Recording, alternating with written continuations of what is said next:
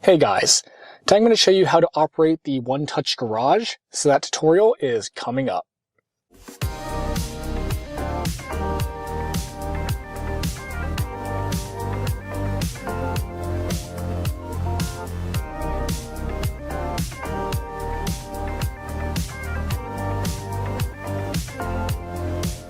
So before you even start, you have to have your home location set as a favorite for the one-touch garage to activate when you get close to your location. So let's first add the location. So what you need to do first is go into your nav here, and then you want to hit the star for favorites, and you want to have your home address set up as a favorite. So hit that.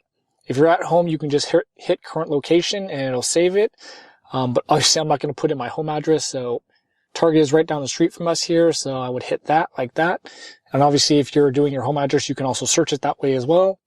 And now you've got it set up as a home destination in your favorites. So now when you get to your house, the car knows, hey, this is your house coming up. So the home garage pop-up will come up on your screen so you can use the one touch. So now let me show you how to use the actual one touch once you get home. So once you add your location and you get home, you're going to see this little box pop up here, and that's the indication that the car knows that you're close to home and that you can use One Touch Garage to open and close your garage door. So as you can see right now, you can kind of see the little gap where my garage door is open. So I'm going to close it for you guys so you can see how this works. What this little notification is telling you is basically you just push this one side here, you just tap it, and wait about 2 to 3 seconds, and then the door will open or close. Don't push and hold. I know some garage door openers, that's how you do it, but you just tap it real quick and it should do what it's supposed to do.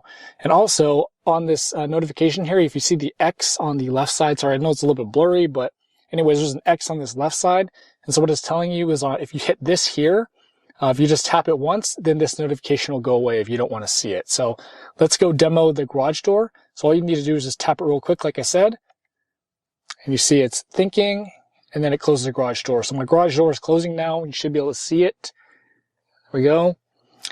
So the garage door is closing, and that's really all there is to it. So of course it's the same thing. So if we try it again, open the garage door, just tap it real quick, and the garage door opens. So you should be able to see the inside of our garage in just a second here as the garage door opens back up and the camera refocuses. So there you go. So that's how you operate it. It's very simple. I know a lot of people do have issues, or some people have issues because they don't understand that you just need to tap it.